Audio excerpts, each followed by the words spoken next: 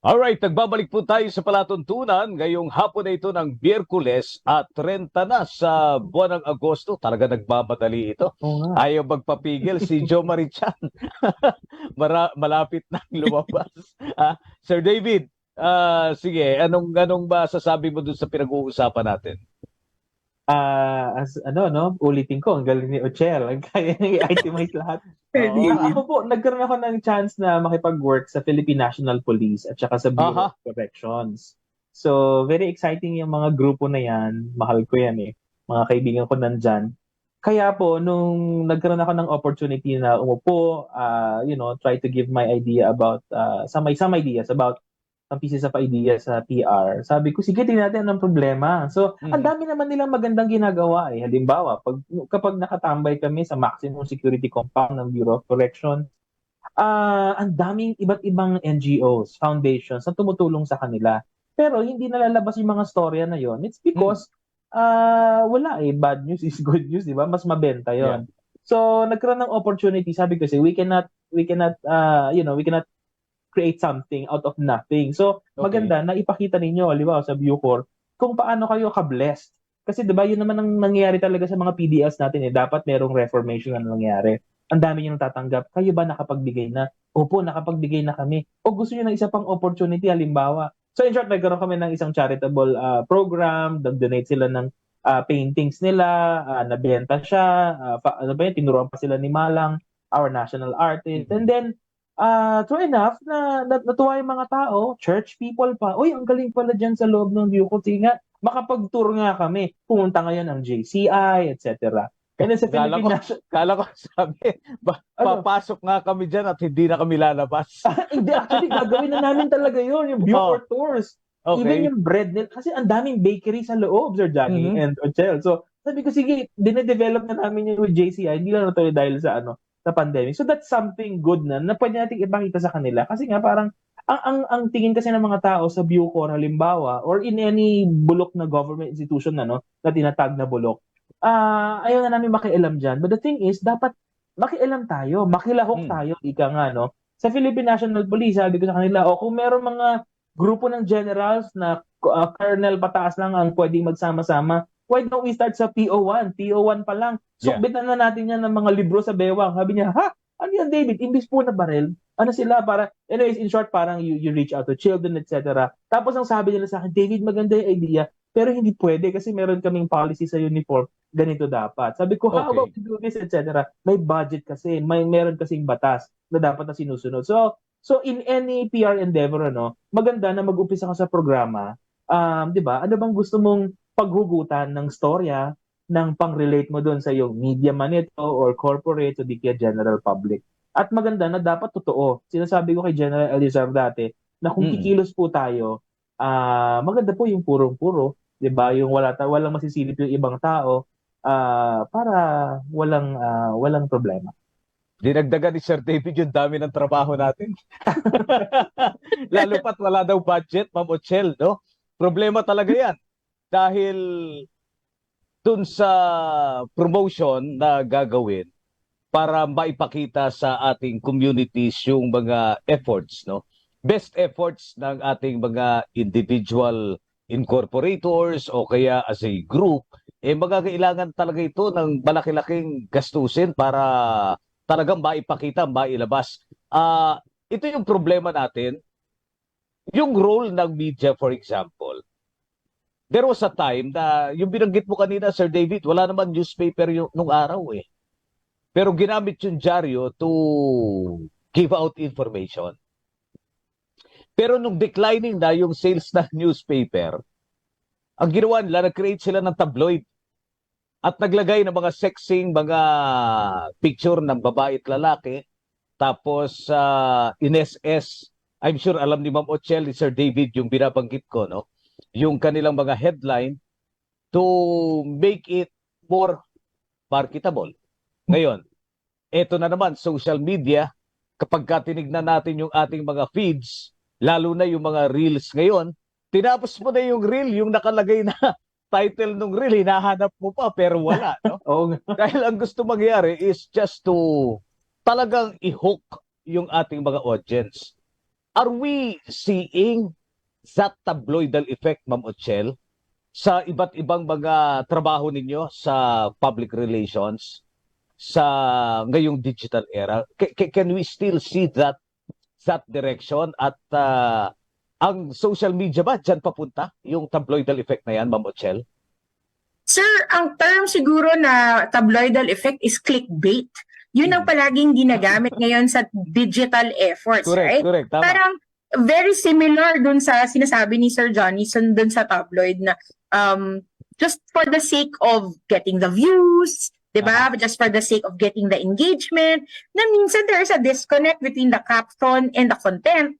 Or minsan yung background music, walang kinalaman dun sa messaging and the like. So, there iba-ibang strategy kasi ngayon because everybody at a certain point, no, if not everybody, at least almost everyone wants to be an influencer.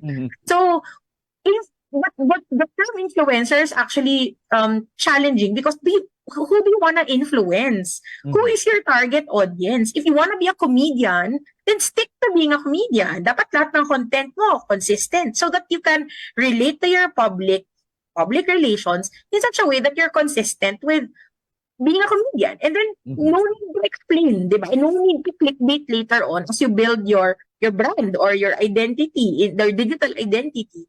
So, ganun siya, Sir Johnny, in the same manner na even brands are doing the same thing.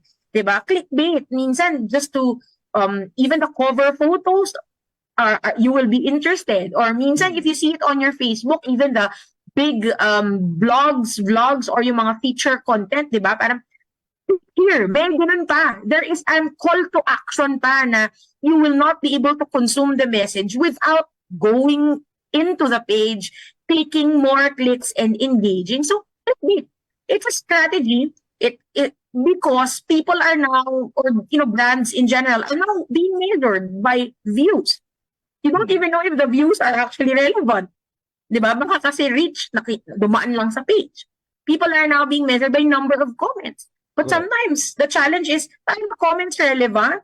Are the comments irrelevant? Diba ang daming irrelevant right now, may mga cryptocurrency na hindi mo kilala kung sino, nagda-drop na lang ng messages dun sa wala makinalaman sa content.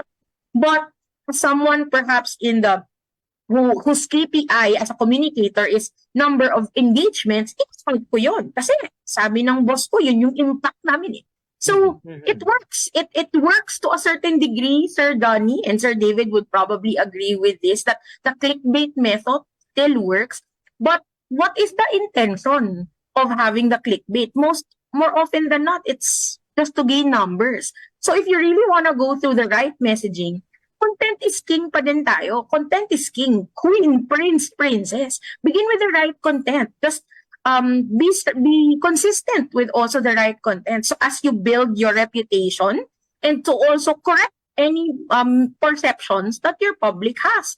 Kasi I think at the end of the day, that's what public relations is all about. The correct messaging, making sure that the perception, you are perceived in such a way that you want to be perceived.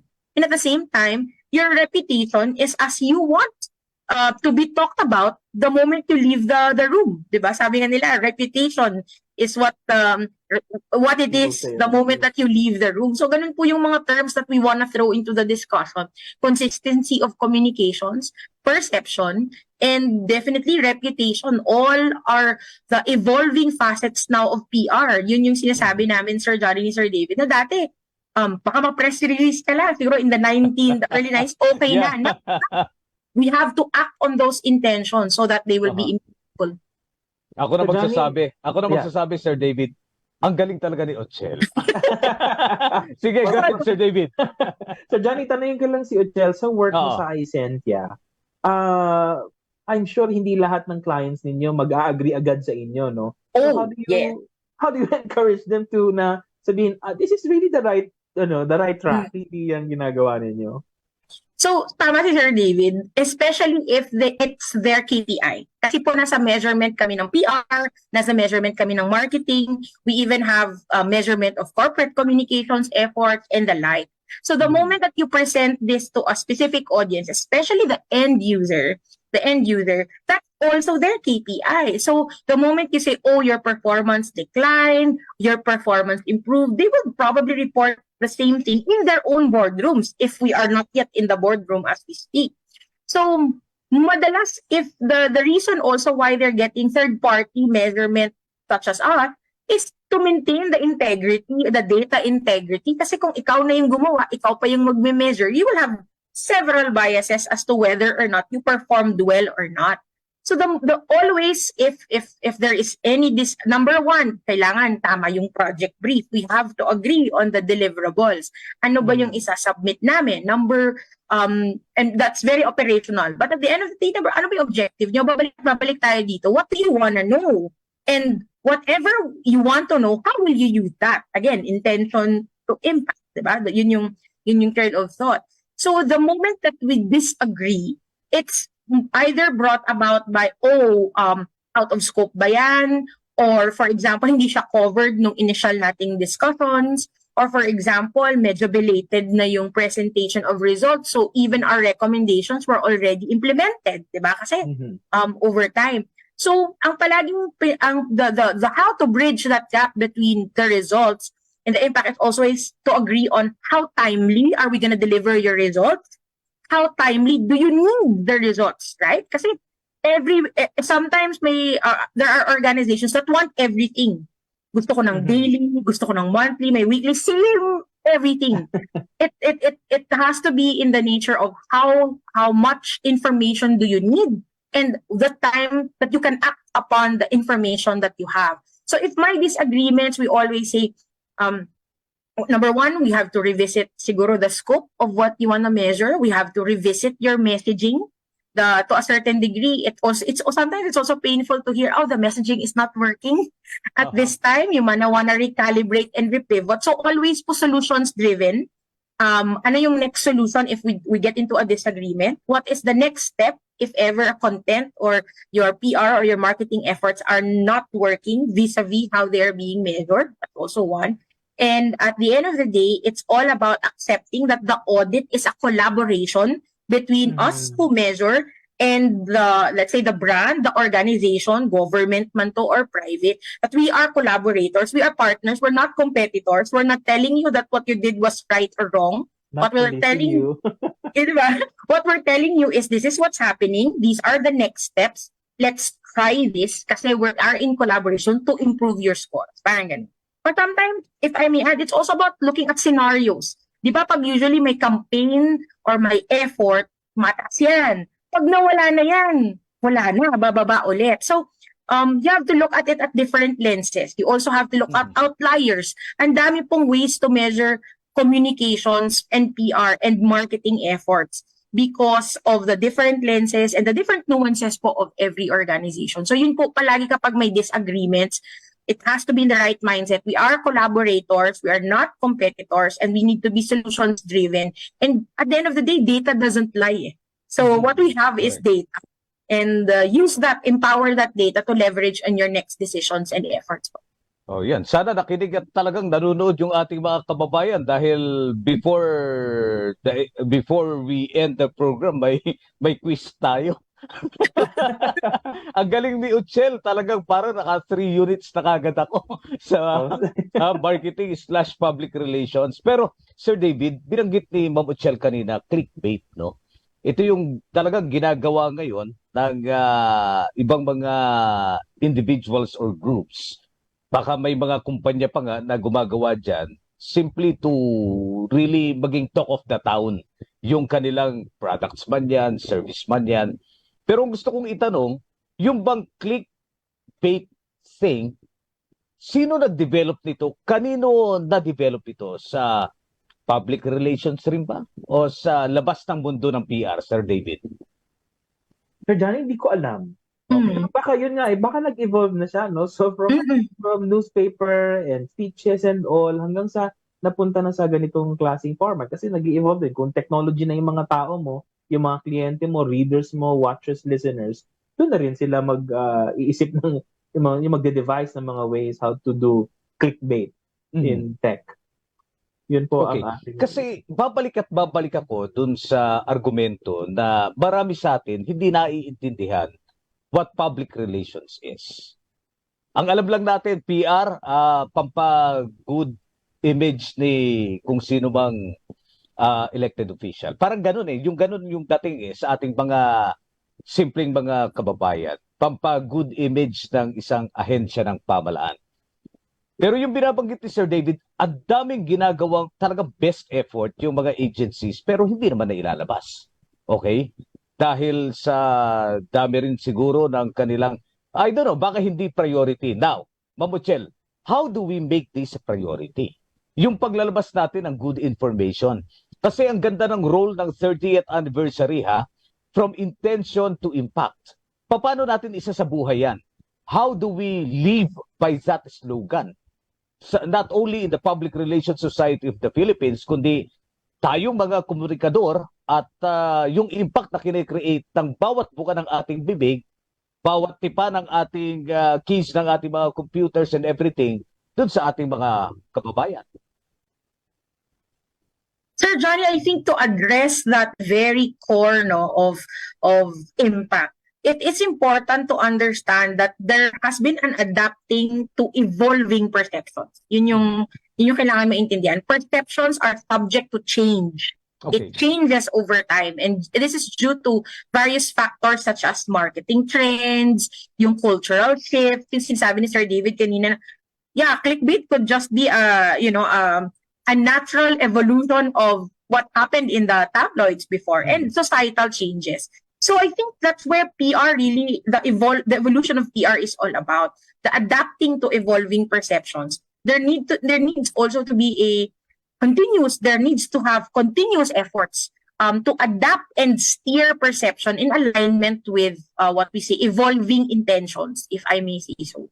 So yung role ng PR na yon in shaping perceptions and reputation, if I may bring that term again, it's the strategic management of communication to influence and shape public perception. And when we say shape public perception, most of the time it's, again, sabi nga natin, it's taken differently. But it's not. Shaping public perception also means through well-crafted messaging, honest messaging, we mold how individuals and organizations or brands are perceived by the public. And over time, this has to evolve with the right actions, the right call to action, so that it doesn't just appear as, a note-taking or an afterthought na sinasabi namin sa public relations, yung kanina nga Sir Johnny, na hindi na nga naiintindihan ng tao what PR is all about.